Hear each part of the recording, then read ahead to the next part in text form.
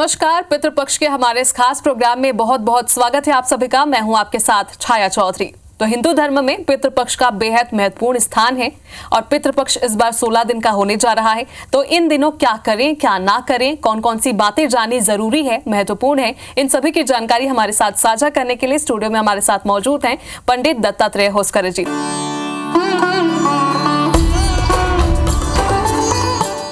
तो पंडित जी, हमारे खास प्रोग्राम में बहुत बहुत स्वागत है आपका। जी नमस्कार। तो पंडित जी, सबसे पहले यही जानेंगे कि पितृपक्ष आखिर होता क्या है, इसका महत्व क्या है, कितने दिनों का है इस बार? जी, पितृपक्षों की यदि मैं चर्चा करूं, प्रतिवर्ष जो है पितृपक्ष पढ़ते हैं और आश्विन मास के कृष्ण पक्ष की प्रतिपदा से लेके, वैसे तो भाद्रपद मास की पूर्णिमा से लेके आश्विन मास की अमावस्या तक जो है पितृपक्ष होता है। और पितृपक्ष का महत्व क्या है, शास्त्रों में ये बताया गया है कि पितृ जो होते हैं, पितर जो होते हैं, वो हमारे और देवों के बीच में सेतु का कार्य करते हैं, यानी कि ब्रिज का कार्य करते हैं। हमारी जो इच्छाएं होती हैं, हमारी जो भी आकांक्षाएं होती हैं, मनोकामनाएं होती हैं, उनको हम पूर्ण करने के लिए निश्चित रूप से देवों से प्रार्थना करते हैं। और जब देवों से प्रार्थना करते हैं, यदि वो नहीं पहुंच पा रही हैं, तो कहीं ना कहीं पितृ जो है तत्व, वो कारक नहीं है, वो एक्टिव नहीं है। तो पितृपक्ष का महत्व यही है कि इन 15 से 16 दिनों में आप जो है पितरों को प्रसन्न कर लें, तो निश्चित रूप से आपकी जो प्रार्थनाएं हैं देवों तक सुगमता से पहुंच जाएगी।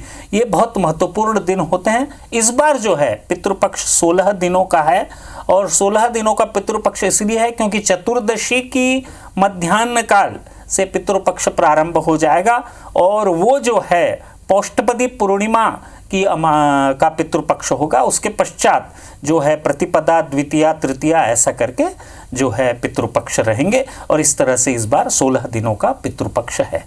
तो पंडित जी, पितृपक्ष में कौन से दोष दूर किए जा सकते हैं? जी, पितृपक्ष में बहुत सारे ऐसे दोष हैं जिनको हम बहुत बड़ी आसानी से दूर कर सकते हैं। मैं आपको बताऊं, जैसे कि किसी को बहुत सारे रोग हैं, किसी का विवाह नहीं हो रहा है, ये सब कॉमन समस्याएं हैं। और इन सभी समस्याओं को यदि दूर करना है तो निश्चित रूप से यदि आप उपाय करेंगे तो उनसे जो है सभी कष्टों से मुक्ति मिलने की संभावना बनती। जैसे असाध्य रोग हैं, डायबिटिक है, हार्ट से रिलेटेड दोष हैं, ये सब देखिए असल में पितृ दोष से क्या क्या रोग निर्मित हो सकते हैं। चर्म रोग पितृ दोष के कारण आता है। सफ़ेद दाग जो होता है वो पितृदोष के कारण आता है। यदि आपको स्पाइनल कॉर्ड में प्रॉब्लम है, स्लिप डिस्क की प्रॉब्लम है, पैरों में सुन्नपन है, यदि आपको न्यूरोलॉजिकल डिसऑर्डर है, तो ये सारी की सारी समस्याएं जो हैं पितृदोष के कारण आती हैं। तो निश्चित रूप से पितृपक्ष में इनका निवारण जो है वो किया जा सकता है। यदि आप पितृपक्ष के समय जो है पितरों को पिंडदान करें, तर्पण दें और निश्चित रूप से प्रतिदिन इस कार्य को करें पूरे 16 दिन तक, तो निश्चित रूप से शांति मिलती है। और विशेष रूप से जिनके भी पितरों की श्राद्ध नहीं हो रहा है, उनको पितृपक्ष में ध्यान रख के श्राद्ध करना चाहिए। यदि आपको किसी भी तरह से रोजगार संबंधी कोई दिक्कत है, पारिवारिक अशांति है, तो निश्चित रूप से वो भी जो है पितृपक्ष में दूर किया जा सकता है। वही है कि आपको जो है पितृपक्ष के समय तर्पण इत्यादि देना है। हमारे पितर जो होते हैं 3 तरह के होते हैं, वसु रूप, आदित्य रूप और रुद्र रूप, यानी कि पिता, दादा और परदादा, इन तीनों को प्रसन्न करने की प्रक्रिया होती है। पितृहु तर्पयामि, वसुदेव रूपी पितृहु तर्पयामि, आदित्य रूप पितृहु तर्पयामि और रुद्र रूप पितृहु तर्पयामि। ये तीनों का नाम लेके यदि आप तर्पण दे देते हैं 3 बार, अंगूठे से तर्पण दीजिएगा। हाथों से तर्पण नहीं दिया जाता पितरों को, अंगूठों से तर्पण दिया जाता है। तो अंगूठे से तिल, जौ इत्यादि जल में डाल के तर्पण दीजिए। यदि मध्याह्न काल में, जिसको कि कुतुब काल कहा जाता है, यदि कुतुब काल में, जो कि लगभग 11:36 से प्रारंभ हो जाता है, उसके पश्चात 1 घंटे 24 मिनट तक रहता है। यदि इस समय में पितरों को तर्पण दिया जाए तो निश्चित रूप से लाभ होता है। रोग संबंधी समस्या, रोजगार संबंधी समस्या, विवाह संबंधी समस्या, पारिवारिक अशांति संबंधी समस्या, ये सारी की सारी समस्याएं इससे दूर होती हैं। तो पंडित जी, जैसे ही पितृपक्ष आता है तो बहुत लोग का ये सवाल रहता है, बहुत लोग के साथ ये होता है कि सपने में पिता, दादा, परदादा ये सब आया करते हैं। जी। तो इसे एक तरह से नाराजगी देखी जाती है पितरों की, तो इस नाराजगी को कैसे दूर की जाए और इसका क्या उपाय है? जी देखिए, असल में बहुत लोग, ये आपने बहुत अच्छा सवाल किया, बहुत लोग ये प्रश्न मुझसे पूछते हैं कि यदि हमारे पितर या पिता या दादा इत्यादि हमारे स्वप्न में दिख रहे हैं, स्वप्न की प्रकृति क्या है इसको समझने की आवश्यकता है। रात को जब हमारे 3 पहर होते हैं, उसमें कौन से पहर में आपको जो है ये स्वप्न दिख रहा है, ये जानना आवश्यक होता है। दूसरी चीज, यदि स्वप्न में दिख रहे हैं तो इसका कतई ये कारण नहीं है कि वो आपसे रुष्ट हैं या नाराज हैं। कई बार शास्त्रों में जो वर्णित है कि पितृ जो होते हैं वो चांद के दक्षिणी ओर रहते हैं, जो कि कभी पृथ्वी की ओर नहीं आता है। यानी कि एक चांद का साइड है जो पृथ्वी को दिखता है, लेकिन एक दूसरा साइड है चांद का जो पृथ्वी पे से नहीं दिखता, कभी नहीं दिखता। उस दिशा में पितरों का वास है, ऐसा करके शास्त्रों में कहा गया है। तो वह, क्योंकि चांद जो है मन का स्वामी है और मन का संबंध स्वप्न में है, इसलिए पितर जो हैं स्वप्नों में दिखाई देते हैं। जब भी बार बार दिखाई दें और ऐसा लगे कि पितृ हमारे से तृप्त नहीं है, तो उनकी तृप्ति के लिए जो है आप जो है तर्पण दें, और तर्पण देंगे तो निश्चित रूप से लाभ होगा। तो पंडित जी, पितृपक्ष में ब्राह्मणों को भी भोजन कराया जाता है, तो इसका क्या महत्व है? जी, असल में शास्त्रों में जो है पंच महाबली का उल्लेख है। पंच महाबली क्या क्या होती है? देव बलि, काग बलि, पिप्पलिकादि बलि, है ना, श्वान बलि, ये बहुत सारी बलियां हैं जिसमें 5 बलियों का बहुत ज्यादा उल्लेख है। तो उसमें देव बलि जो होती है वो ब्राह्मणों को दी जाती है, यानी कि देवग्रास, यानी कि देव को भोजन देना। देव को भोजन कैसे पहुंच सकता है? ब्राह्मणों के द्वारा। तो ब्राह्मणों को बुला के यदि भोजन दिया जाए, ब्राह्मण का संबंध, ब्राह्मण वही होते हैं जो अपने शास्त्रगत नियमों का पालन करते हैं, वही ब्राह्मण होते हैं। यदि उनको लाकर दोपहर के समय, जैसा मैंने कुतुब काल का उल्लेख किया, कुतुब काल में 11:36 के पश्चात 1 घंटे 24 मिनट तक यदि ब्राह्मणों को आप भोजन करा देते हैं तो निश्चित रूप से ये जो आप भोजन ब्राह्मणों को करवा रहे हैं वो सात्विक रूप से आपके पितरों तक पहुंचती है। ये एक बहुत बड़ा साइंस है, वो पितरों तक पहुंचती है और उनकी तृप्ति का कारण बनती है। जब पितर तृप्त होते हैं तो देवों तक आपके मैसेज बड़ी आसानी से पहुंचाते हैं और आपके कार्य बनने लग जाते हैं। अच्छा पंडित जी, ये पितृदोष क्या होता है? पितृदोष को कैसे खत्म किया जा सकता है? जी देखिए, पितृदोष सांकेतिक भी होते हैं, ये आप संकेत के द्वारा पितृदोष को पहचान सकते हैं। जैसे अकारण पारिवारिक क्लेश हो जाना, पति पत्नी के बीच में दरार आ जाना, किसी तरह की खिन्नता का आ जाना, पारिवारिक अशांति हो जाना, अकारण उपद्रव रोगों का आ जाना, रोजगार संबंधी समस्या, धन संबंधी समस्या, कर्ज संबंधी समस्या, ये लाक्षणिक हैं। ये बताते हैं कि पितृदोष है या हो सकता है। इसकी ये सांकेतिक आपको मिल गया। इसके बाद जो है कुंडली का विचार करवाइए। कुंडली में यदि सूर्य ग्रहण या चंद्र ग्रहण पाया जाता है या लग्नेश द्वादश भाव में जाकर बैठ जाता है तो ये सब लक्षण होते हैं कि पितृदोष है। सूर्य ग्रहण और चंद्र ग्रहण में आपको बता दूं, यदि सूर्य या चंद्र राहु द्वारा या केतु द्वारा दृष्ट हों, षडाष्टक योग बना रहे हों या फिर उनके साथ किसी घर में बैठे हों तो निश्चित रूप से ये पितृदोष का कारण बनता है। इसको देखकर यदि इसका उपाय किया जाए तो निश्चित रूप से लाभ मिलता है। तो पंडित जी, पितरों की शांति के लिए कौन सा पाठ करना उचित होगा? जी, शास्त्रों में जो उल्लेख है, यदि किसी को भी पितृदोष दिखता है तो पितर यदि अप्रसन्न दिखते हैं, पितृदोष दिखता है तो पितृ सूक्त होता है, उसका पाठ आप कर सकते हैं। पितृ सूक्त का पाठ यदि आप दोपहर के समय पूरे के पूरे पितृपक्ष के 16 दिन यदि आप करते हैं तो निश्चित रूप से उससे शांति होती है। मैं तो आपको और एक बात बताऊं, हरिवंश पुराण और गरुड़ पुराण, ये 2 पुराण हमारे ऐसे हैं जो इस बात का सांकेतिक उल्लेख करते हैं कि यदि पितृदोष हो तो गरुड़ पुराण या हरिवंश पुराण का पाठ करने से भी पितृदोष दूर होते हैं। इनका पाठ नियमित रूप से यदि किया जाए तो लाभ होता है। तो पंडित जी, पितृपक्ष में सुबह जल चढ़ाया जाता है पितरों को, जी, तर्पण दिया जाता है जी। तो जब जल चढ़ाते हैं तब कौन सा मंत्र कहना चाहिए, क्या बोलना चाहिए? जी, देखिए, असल में पितृपक्ष जो है वो मध्याह्नकालीन होता है।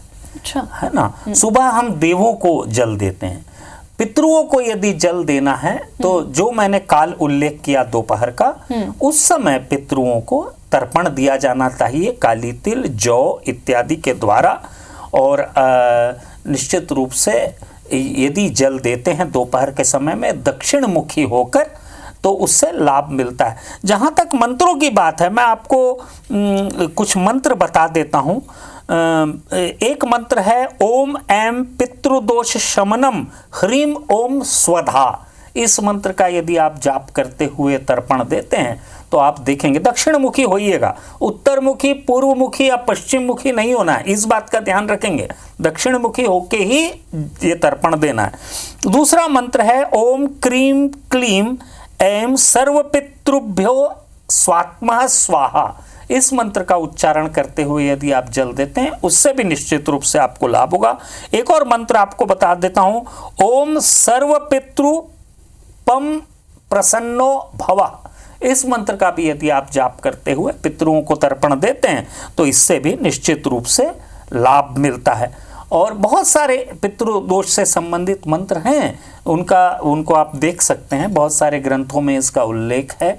और यदि मैंने जो आपको 3 मंत्र बता दिए, इनका भी यदि आप उल्लेख करते हुए, इनका उच्चारण करते हुए यदि तर्पण देते हैं तो निश्चित रूप से पितृदेवों की प्रसन्नता का कारण बनेगा और आपका मार्ग सुगम होगा। पंडित जी, पितृपक्ष में जो है गांव हो शहर हो, जहां भी पितृपक्ष का पालन किया जाता है, मनाया जाता है, वहां पर घर के बाहर खाना रखा जाता है जी। और कौवा को भोजन कराया जाता है जी। तो इसका क्या महत्व है? जी जी, असल में इससे संबंधित एक कथा है कि कौवे को, कागबली तो है ही, पितरों के दोष से संबंधित कागबली है। असल में इंद्र के पुत्र जयंत जो थे, उन्होंने एक बार राम भगवान से संबंधित तत्वों को परेशान करने की कोशिश की थी। तो राम भगवान ने अपने तीर से उनको क्षति पहुंचाई थी, उस काग को। तो काग को जब क्षति पहुंचाई तो वो अपने रूप में आया और बोले कि प्रभु मुझे क्षमा कर दीजिए। तब भगवान श्री राम ने उनको क्षमा किया, जयंत को, और उन्हें ये वरदान दिया कि पितृपक्षों का जो ग्रास होगा, जो भी ग्रास होगा, पहला ग्रास काग को ही दिया जाएगा, कौवे को ही दिया जाएगा। इसीलिए जो है पितृपक्ष में कौवे को ग्रास दिया जाता है। और जो भोजन है, देखिए आजकल कौवे तो कम दिखते हैं, लेकिन फिर भी कोशिश ये करना चाहिए कि हम जो पिंड दान करें, त्रिपिंड होता है, 3 पिंड बनते हैं चावल के, उसमें काली तिल मिलाई जाती है, वो मिलाकर वो 3 पिंड बनाए जाते हैं। और थोड़ा सा चावल जो है अलग से कौवे के लिए निकाला जाता है। इसको ले जाके छत के ऊपर रखें आप, दक्षिण दिशा में। फिर से इस बात को ध्यान रखिएगा, दक्षिण दिशा में ये चावल को ले जाके रखेंगे। और कौवा खाता है नहीं खाता है इससे मतलब नहीं है, लेकिन यदि आपने रख दिया तो आप ये मान के चलिए कि काग जो ग्रास है वो निकल गया और आपके पितरों की प्रसन्नता का कारण हो गया। अच्छा पंडित जी, तो ये श्राद्ध करने के अधिकारी कौन होते हैं? जी, ये बहुत अच्छा प्रश्न है। असल में श्राद्ध करने के जो अधिकारी हैं, इनका उल्लेख बहुत महत्वपूर्ण शास्त्रों में दिया गया है। मैं आपको बताता हूँ, शास्त्रों में जो उल्लेख है कि श्राद्ध के अधिकारी कौन है, ये बहुत सारे लोग ये क्वेश्चन पूछते हैं। देखिए, शास्त्रों में जो दिखा गया है कि पिता के श्राद्ध जो है वो पुत्र के द्वारा किया जाना चाहिए। ज्येष्ठ पुत्र हो अच्छा है, ज्येष्ठ पुत्र यदि ना हो तो सबसे छोटा पुत्र इसका अधिकारी होता है। पुत्र के न होने पर पत्नी के द्वारा श्राद्ध जो है किया जाता है, यानी कि जिस व्यक्ति का देहांत हुआ है यदि उसका पुत्र न हो तो उसकी पत्नी जो है श्राद्ध कर सकती है। अब पत्नी भी नहीं है तो भाई और उनके सपिंडों द्वारा यानी कि उनके गोत्रजों द्वारा श्राद्ध किया जा सकता है।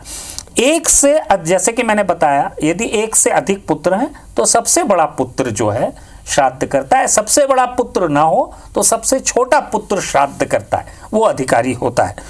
अब पुत्री का पति और पुत्री का पुत्र भी श्राद्ध कर सकता है। यदि पुत्र ना ही हो किसी का तो पुत्री का पति यानी कि दामाद वो श्राद्ध कर सकता है, किसी अपने ससुर का या अपनी सास का श्राद्ध कर सकता है। यदि वो भी ना हो तो पुत्री का पुत्र भी श्राद्ध कर सकता है। तो ये बात को ध्यान में रख के आप आगे बढ़ें। अब पुत्र के न होने पर पौत्र या प्रपौत्र भी श्राद्ध कर सकते हैं। पुत्र ना हो तो पुत्र का पुत्र या प्रपौत्र वो भी श्राद्ध कर सकते हैं। पुत्र पौत्र या प्रपौत्र न होने पर विधवा स्त्री भी श्राद्ध कर सकती है, इसका भी उल्लेख है। इसको लेके लोग बहुत संशय में रहते हैं, तो ये भी बात आप ध्यान में रखिए। पत्नी का श्राद्ध तभी कर सकता है कोई भी व्यक्ति जब उसका कोई पुत्र ना हो। यदि पुत्र होगा तो पुत्र ही श्राद्ध करेगा। पुत्र पौत्र या पुत्री का पुत्र न होने पर भतीजा भी श्राद्ध कर सकता है, यानी कि भाई का पुत्र भी श्राद्ध कर सकता है। गोद में लिया पुत्र भी श्राद्ध का अधिकारी होता है, यह भी दिया गया है।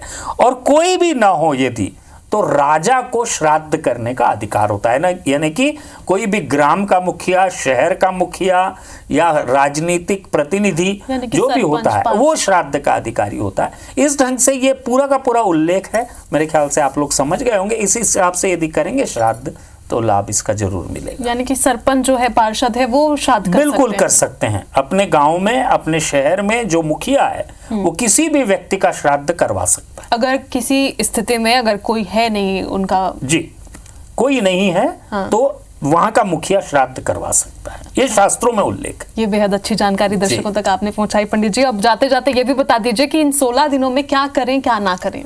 जी, इन 16 दिनों में विशेष रूप से इस बात का ध्यान रखें कि किसी भी तरह से कोई व्यसन के शिकार आप ना हो, कोई भी व्यसन ना करें, इस बात का ध्यान रखें। व्यसन जो करते हैं उनसे पितृ जो हैं वो क्रोधित होते हैं।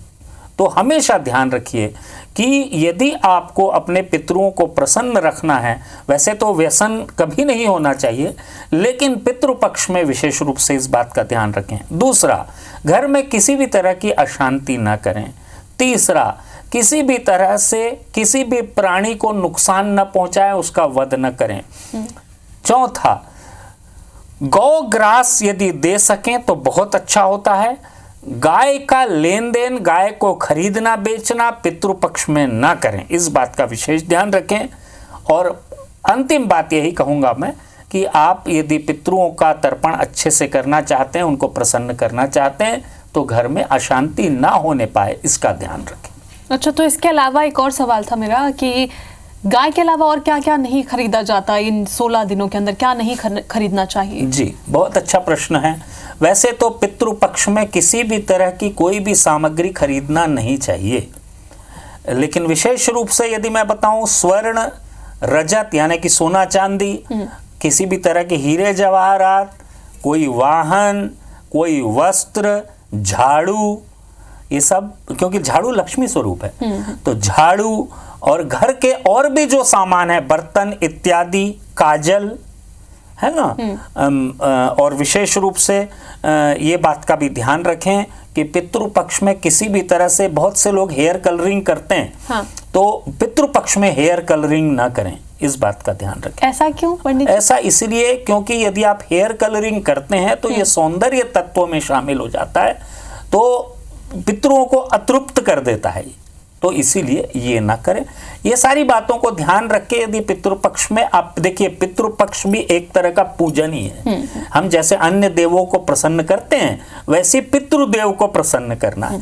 तो निश्चित रूप से यदि सारी की सारी बातों को ध्यान रखकर आप यदि पितरों को प्रसन्न करेंगे तो आपका हर कार्य सुगमता से संपन्न होगा। बिल्कुल, और शुभ मुहूर्त में तो झाड़ू खरीदते ही हैं। तो चलिए, सर भी जानकारी के लिए बहुत बहुत शुक्रिया पंडित जी आपका, क्योंकि हमारे दर्शक भी अभी पितृपक्ष आ रहा है तो उसके लिए खूब तैयारी कर रहे होंगे। तो सावधानी आप जरूर बरतिएगा, जो पंडित जी ने बताया है उनको जरूर आप फॉलो कीजिएगा, ताकि आपके घर में भी समृद्धि बनी रहे और सुख शांति बनी रहे। तो पंडित जी बहुत बहुत शुक्रिया हमारे साथ जुड़ने के लिए। नमस्कार।